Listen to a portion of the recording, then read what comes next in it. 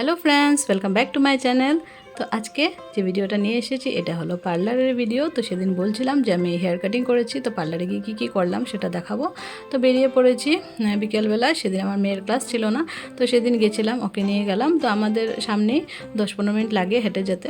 তো যাচ্ছিলাম আমরা, তো কিছু কিছু বলছিল, সেগুলো কথাই বলছিলাম। তারপর ও একটা কি নিল, পটেটো চিপসের মতো একটা নিল, খেতে বেশ ভালোই লাগে। তো সেটা খেতে খেতে আমরা চলে যাচ্ছিলাম। তো একটু সময় লাগবে, হেঁটে গেলে 10-15 মিনিট লাগবে। তো এই যে এসে পড়লাম। কিছুটা রাস্তা আমি আর উঠাইনি ভিডিও। তো পার্লারটা ছোটো মোটোই, কিন্তু আমি এখানে অনেক আগের থেকেই করি, বিয়ের আগের থেকে এখানে থ্রেডিং, হেয়ার কাটিং এগুলো করি। তো এসে পড়লাম। তো প্রথমে থ্রেডিং করে নিচ্ছি, যেহেতু এগুলো অনেক দিন ধরে করা হয়নি, তো করে নিলাম। তার জন্য থ্রেডিংটা করে নিচ্ছি প্রথমে, তারপরে হেয়ার কাটিং করব। আর চুলের আমার অনেক খারাপ অবস্থা হয়েছিল, কারণ কি অনেক দিন ধরে তো কেয়ার করতে পারছিলাম না বাচ্চার জন্য, যেহেতু হেনা টেনা ইউজ করলে ওর ঠান্ডা লাগবে। আর আগেও ইউজ করিনি, কারণ আমার কানে গলায় ব্যথা হয়, তার জন্য আমি হেনাটা ইউজ করতে পারিনি। তার জন্য চুলের অবস্থা আমার অনেক খারাপ হয়ে গেছিলো। আর চুল তো এই সময় অনেকটা পড়ে, আর চুল পড়তে পড়তে অবস্থা ছিল না। তার জন্য ভাবলাম যে হেয়ার কাটিংটা করে নিই, তো তাই চলে গেলাম। তো প্রথমে থ্রেডিং করে নিচ্ছিলাম। তো এই দিদি অনেক আগের থেকে আমাকে চিনে, তখন আমি কলেজ লাইফের থেকে আমাকে চিনে। তো এই কথা বলছিলাম বসে বসে, আর ওকে বললাম একটু ভিডিও করিস। আর এখানে দিদির ছেলে বসে আছে, ও পড়াশোনা করছিল। তো দিদি থাকে একটু দূরে, পাহাড়ে থাকে, তো তার জন্য একবারে ছেলেকে নিয়ে এসে পড়ে পার্লারে। তো আমার এখানে থ্রেডিং করা হয়ে গেছে, তো দেখলাম ঠিক আছে কি না। তো থ্রেডিং করার সাথে সাথে সেদিন তো বোঝা যায় না, পরের দিন ঠিক করে বোঝা যায়। তো হয়ে গেল থ্রেডিংটা করা। এবার চুলের অবস্থা একদম খারাপ, এক তো নিচ দিকটা হয়ে গেছে ঝাড়ুর মতো, তারপর এত রাফ হয়েছে, মানে দিদি যে কাটবে তার জন্য অনেকটা কষ্ট হয়েছে কাটতে। আর কিছু যেহেতু ইউজ করতে পারছিলাম না চুলে, তার জন্য অনেক খারাপ হয়েছে। তো বললো কতটুকু কাটবো, এতটুকু কাটবে বললো। দেখুন, তো এইটুকু নিচের পোর্শন এটুকু কেটে তারপর যা কাটিং দেওয়ার সেটা দেবো। তো আমি যেটা বলছিলাম ওটা ছিল লংয়ের মধ্যে লং স্টেপ যেটা থাকে ওটা দিতে বলছিলাম। তো দিদির একটু কনফিউশন হয়েছিল সেদিন, আগে আরও কেটেছিল ওটাই, কিন্তু সেদিন আবার কি করলো, সাইড থেকে কাটা শুরু করলো, তার জন্য আবার পরে আবার কিছুটা আবার কাটতে হলো, তার জন্য একটু সময় লেগে গেছিলো সেদিন বেশি।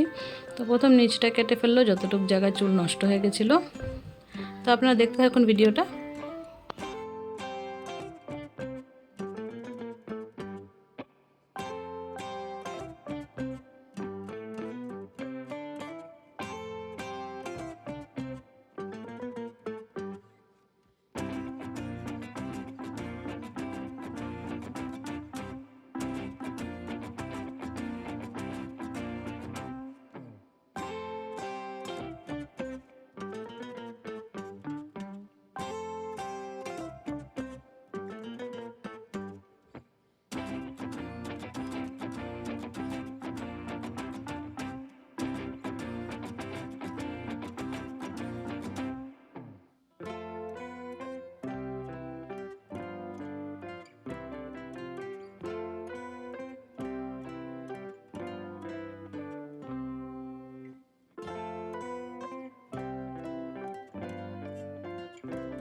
তো এই যে এক একটা পোর্শন চুলের উঠাচ্ছিল, আর নিচ দিকটায় জট ধরে যাচ্ছিল, এত জট হয়েছিল চুলের মধ্যে, মানে যতবারই চুল ইয়ে করে এই যে জটা ধরে যায়, তার জন্য অনেকটা কষ্ট হয়েছিল চুল কাটতে সেদিন। তো আমি উপরে বসছিলাম যখন, চেয়ারে হচ্ছিল না, তো আমি বললাম দিদি তাহলে আমাকে নিচে ছোটো একটা টুল দাও, তাহলে সুবিধা হবে। আর এদিকে আমার মেয়ে দুষ্টামি করে যাচ্ছে, চোখের মধ্যে আমার জলের স্প্রে মেরে দিচ্ছে, কী করছে না করছে।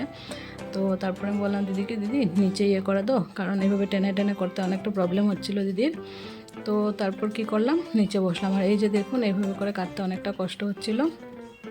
তো একটা নিচে একটা ছোট টুল ছিল, সেই টুলটাতে আমি বসে গেছি। তো এখন দিদির ইজি হচ্ছে কাটাটা।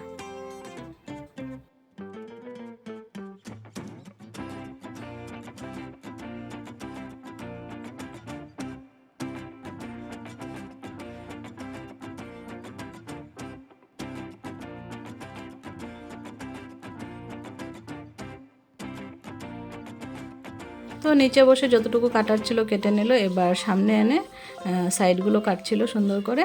তো আপনারা ফুল ভিডিওটা দেখুন, তাহলে বুঝতে পারবেন আমি কীরকম কাটটা দিয়েছি হেয়ারে। তো এইভাবে করে আমি লং স্টেপ দিতে বলছিলাম, তো কিছু একটা কনফিউশন হয়েছিল, যেহেতু সাইড থেকে হয়ে গেছিলো, লেজার কাটার মতো হয়ে গেছিলো কাটটা। তারপর পরে দিয়ে আমি বললাম যে স্টেপগুলো তো বোঝা যাচ্ছে না, তুমি আরেকটু উপরে আরও 1-2টা লেয়ার স্টেপের করে দাও, তখন জিনিসটা বোঝা যাবে। তো সেটাই আমার ভালো লাগে। তো আমার তো প্লেন হেয়ার, তার জন্য স্টেপ কাটটা করলে তেমন একটা বোঝা যায় না। তার জন্য আমি বলছিলাম যে একটু স্টেপগুলো গ্যাপে গ্যাপে দিতে, তাহলে যাতে বোঝা যায় স্টেপগুলো। তো সেভাবেই করে দিল, করে দিয়ে একটু ড্রাই করে দিচ্ছে হেয়ারটাকে, সেটিং করে দিচ্ছিল হেয়ার সেটিং। তো সেটা করার পর ফুল লুকটা দেখতে পাবেন।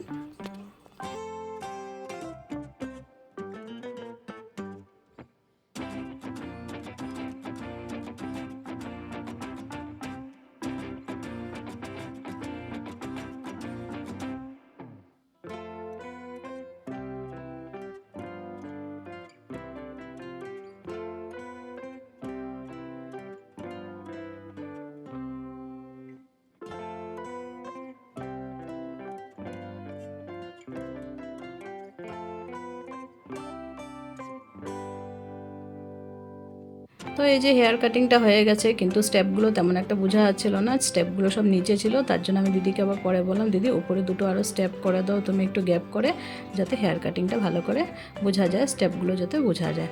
তো তারপর আবার একটু কিছু সময় লাগিয়ে কেটে নিলাম। তো হেয়ার কাটিং করা হয়ে গেছে। দেখুন এই যে উপরে দুটো স্টেপ বোঝা যাচ্ছে কিনা জানি না, তবে এই যে কাটিং করে এসে পড়লাম বাড়িতে। তারপরে এই যে দেখুন চুলটা যেহেতু বেঁধে এসেছিলাম, তার জন্য সেটিংটা একটু খারাপ হয়ে গেছিলো চুলের।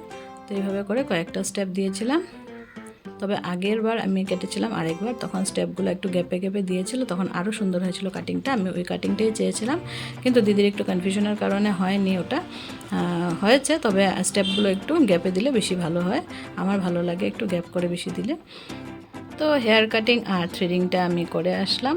আর পার্লারে আমি কিছুই করি না, সবসময় হেয়ার কাটিং আর থ্রেডিংটাই করি। আর ফেশিয়াল করাতে হলে আমি বাড়িতে করি, সেটা নিজেই করে নিই। তো এবার ফেশিয়ালের ভিডিওটাও শেয়ার করব নেক্সট ব্লগে। বাড়িতেই করেছিলাম ফেশিয়ালটা, তো সেই ভিডিওটা নেক্সট ব্লগে শেয়ার করব। আজকের জন্য সবাইকে বাই বাই, আর থ্যাংক ইউ সবাইকে ভিডিওটা দেখার জন্য।